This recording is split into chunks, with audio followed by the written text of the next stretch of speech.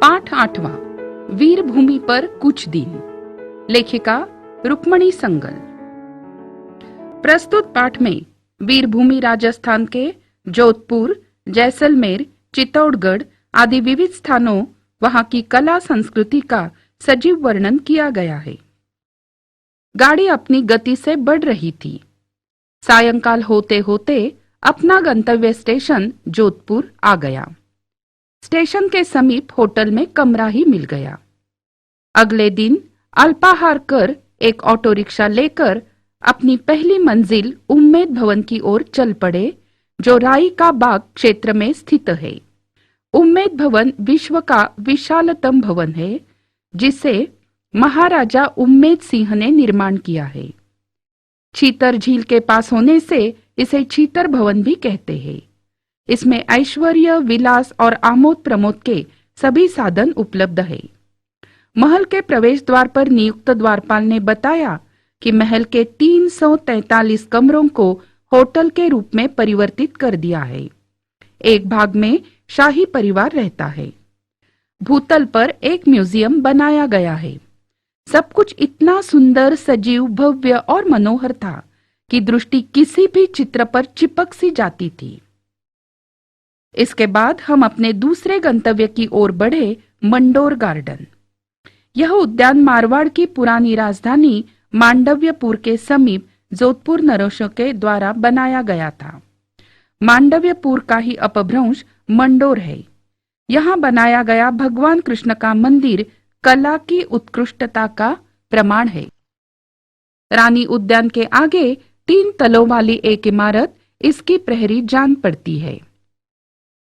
उद्यान में प्रवेश करते ही वहां के लोकगीत गायक अपने अपने वाद्यों पर किसी न किसी हिंदी या राजस्थानी गीत की धुन छेड़कर पर्यटकों को प्रसन्न करते हैं। रानी उद्यान की बाईं ओर चट्टान को काटकर मूर्तियों को दर्शाया गया है। मंडोर गार्डन के दृश्यों से अभिभूत हम मेहरानगढ़ किले की ओर बढ़ने लगे, जो शहर के मध्य में 400 फीट ऊंची पहाड़ी पर 20 फीट से 120 फीट ऊंची दीवार के परकोटे से घिरा है। इसका निर्माण 1459 में जोधाजी राव द्वारा कराया गया था। उसके परकोटे में जगह जगह बुर्जियां बनाई गई है। इस किले में भव्य प्रवेश द्वार, जयपोल, लोहपोल और फतेहपोल बने हैं। द्वारों की दीवारों पर जौहर करने वाली वीरांगनाओं के हस्त चिन्ह भी बने हैं। दुर्ग के अंदर कई भव्य और विशाल भवन है, कहीं बैठक खाना तो कहीं दीवाने खास। इसके बाद हम दूसरी पहाड़ी पर स्थित जसवंत ठंडा नाम से विख्यात स्मारक देखने चल पड़े। प्रवेश द्वार के एक ओर महादेव का मंदिर है तो दूसरी ओर देव सरोवर। यह स्मारक 1903 में महाराजा जसवंत सिंह की स्मृति में बनाया गया था। जोधपुर के इन सभी स्थलों की चित्रकला, स्थापत्य कला एवं मूर्तिकला को देखकर भारतीय कलाकारों का सम्मान करने का मन करता है। जोधपुर से जैसलमेर रात्रि की गाड़ी थी, सो प्रातः हम जैसलमेर स्टेशन पर उतरे। पहले यहाँ का सबसे बड़ा आश्चर्य देखने गए पटवा की हवेलियां। 18वीं सदी में शहर के प्रसिद्ध व्यापारी सेठ पटवा ने अपने 5 पुत्रों के लिए इन हवेलियों का निर्माण कराया था। इनकी छतें बहुत ही खूबसूरत पत्थर के खंभों पर खड़ी है। हवेलियों में पत्थर से बनी जालियों का काम, कई पारदर्शक झरोखे, सोने की कलम से की गई चित्रकारी, सीपी और कांच का कार्य पर्यटकों को आश्चर्यचकित कर देता है। आज ही सम का कार्यक्रम भी था। सम एक ग्राम है जो होटल से 10-11 किलोमीटर दूर रेत की चादर पर बसा है। इस सम ग्राम से 1.5-2 किलोमीटर पहले ही जीप ने हमें उतार दिया, जहां कई सारे रेगिस्तानी जहाज यानी ऊंट अपनी सवारियों की प्रतीक्षा कर रहे थे। ऊंट की सवारी का यह पहला अनुभव था, जो बहुत ही रोमांचकारी और मनोरंजक था। देखते ही देखते चमकता सूर्य ताम्रवर्णी होकर जल्दी जल्दी दूर क्षितिज में लय होता जा रहा था। साथ ही पर्यटकों के कैमरों में कैद भी। फिर से जीप पर सवार हुए और आ गए जहां सांस्कृतिक कार्यक्रम तथा रात्रि भोज का प्रबंध था। मध्य में अग्नि प्रज्वलित की गई थी और एक और प्रस्तुति देने वाले कलाकारों का मंच बनाया गया था।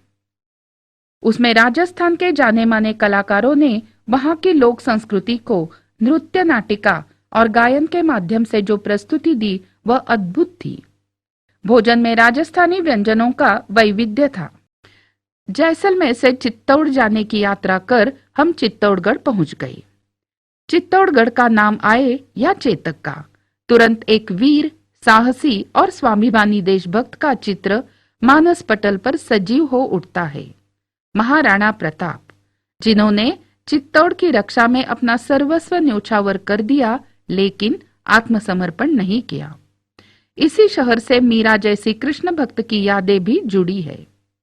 दर्शनीय स्थलों में एक विशाल दुर्ग है जिसके विषय में कहा जाता है कि गढ़ों में गढ़, चित्तौड़गढ़, बाकी सब गढ़ैया। इस गढ़ के अंदर मीरा मंदिर, विजय स्तंभ, गौमुखी कुंड, कालिका मंदिर जैसे अनेक दर्शनीय स्थल है। जैन मंदिर में सभी 24 तीर्थंकरों की प्रतिमाएं स्थापित की गई है। सभी प्रतिमाएं श्वेत संगमरमर के आकर्षक पत्थर से निर्मित है। यहाँ जौहर कुंड में रानी पद्मिनी जैसी वीरांगनाओं के जौहर की कहानी का प्रतिबिंबित है। यहाँ के पार्क में भी महाराणा प्रताप की एक आकर्षक प्रतिमा चेतक पर स्थापित है। संक्षेप में यदि मैं कहूं कि यह वीर भूमि है जहां त्याग भी है, बलिदान भी है, देशभक्ति भी है, ईश भक्ति भी है।